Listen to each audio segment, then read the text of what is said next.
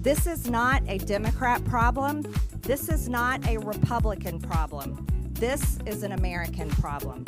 Over the next decade, total interest payments are projected to be $13.8 trillion. All right, let's jump right into a deep dive on this DOGE refund proposal. Yeah, it's a fascinating one. $5,000 checks, potentially going out to every net income taxpayer. Sounds like a pretty sweet deal on the surface. Definitely grabs your attention, right? But we're going to unpack it all, look beyond the headlines, and see what this proposal really means. And especially what its journey through Congress might look like. It's a huge amount of money we're talking about here. Oh, yeah. $2 trillion in savings is what they're aiming for to fund these refunds.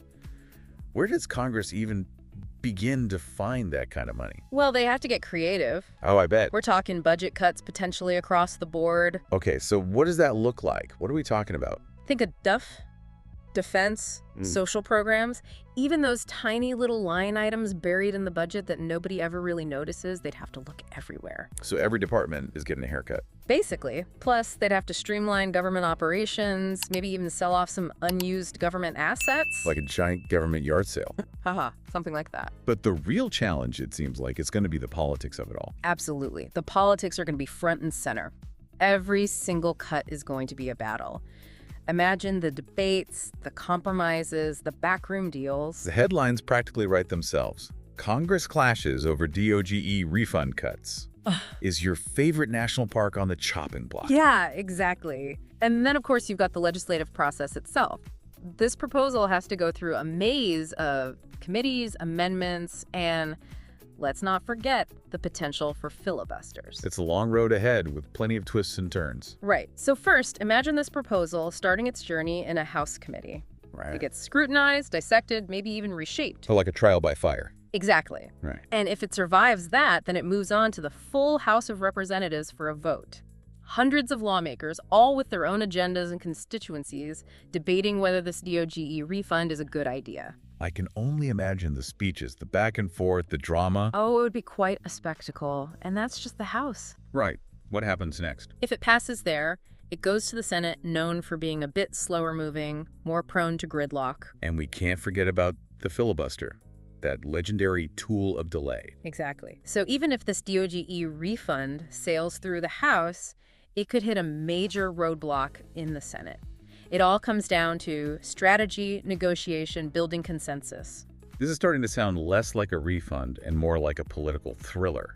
We've got suspense, drama, maybe even some unexpected twists along the way. A great way to put it. And we haven't even gotten into the roles of specific political figures. Oh, right, like the Speaker of the House. Someone like Mike Johnson, known for his conservative fiscal policies, he could be a major champion for this. But even with his support, he'd still have to wrangle votes from both sides of the aisle. So it's not just about the proposal itself. It's about the personalities, the power dynamics, the whole political climate surrounding it. Now, that's where things get really interesting.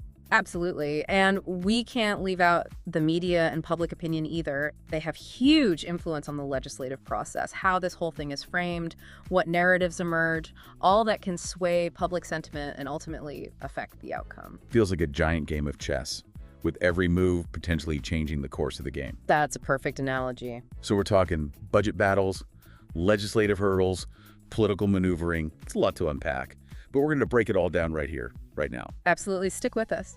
Welcome back to our deep dive. We're really getting into the weeds of this DOGE refund proposal and how it might fare in the halls of Congress. Yeah, we've talked about the potential for budget cuts, those legislative hurdles, but what about the people involved? The lawmakers who hold the power to make this thing happen, or not. Right, we can't forget about them. The individual lawmakers, especially those in leadership, are going to be absolutely key. People like the Speaker of the House. Exactly. Someone like Mike Johnson, he's known for being pretty fiscally conservative, so you might think he'd be on board with this DOGE refund idea. Makes sense. But even if he supports it, he's still got to walk a tightrope. How so? Well, he's got to keep his own party members happy, but also find some common ground with the opposition to get anything done. Avoid a total gridlock. Exactly. So there's going to be a lot of negotiation, compromise.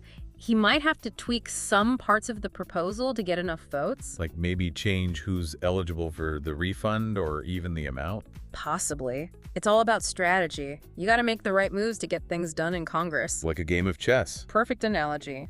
And don't forget about the committee chairs. They have a lot of power, too. And also? They can decide when to hold hearings, who gets to testify. They can even change the language of the bill itself. So they really hold the fate of this proposal in their hands. In a lot of ways, yeah. They can make sure it gets a fair shot, or they can bury it in delays and procedures. And then, of course, you can't forget about the lobbyists. Ah, yes, the lobbyists always lurking in the background. They'll be working hard behind the scenes, trying to sway lawmakers to support or oppose the DOGE refund, depending on whose interests they represent. So you've got these swarms of lobbyists buzzing around Capitol Hill, whispering in people's ears, trying to pull strings. Something like that. They're definitely a force to be reckoned with. They can provide information, shape the narrative, and really rally support or opposition. And then there's the media. They play a big role, too. Absolutely. The media is huge. They can frame the whole debate, highlight different angles, and really influence how the public views this proposal. So we'll be seeing headlines, news segments, opinion pieces, all trying to shape our understanding of this DOGE refund. Exactly. And then you've got the think tanks and advocacy groups all weighing in with their research and reports. It's a lot of voices vying for attention. So in the midst of all this chaos, Congress still has to keep an eye on everything else that's going on.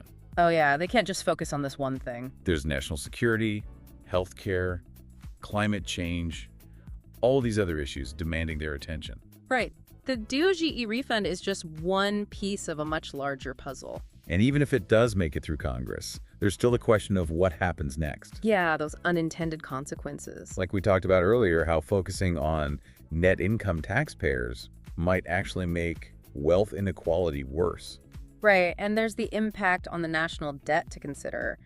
Will this really save money in the long run, or just dig a deeper hole? It's really complicated. It is. There are so many layers to policymaking. It's not just about having a good idea, it's about how that idea plays out in the real world. So while we wait to see how all this unfolds, maybe we should shift gears and talk about public perception. Because at the end of the day, what the people think really does matter. It's a democracy, right? Right. So stay tuned as we delve into the court of public opinion. All right, we're back and ready to wrap up our DOGE refund deep dive. We've gone through the ins and outs of how this thing might work its way through Congress. Yeah, it's been a journey for sure. From budget battles to political maneuvering, it seems like this proposal has a lot to contend with. Absolutely. But now it's time to talk about the most important players in this whole saga. The American people. Right, because ultimately, it's the public who will feel the impact of this proposal, whether it passes or not. Exactly. And in a democracy, public perception carries a lot of weight. So let's tap into that public sentiment. What are people saying about the DOGE refund? Are they excited?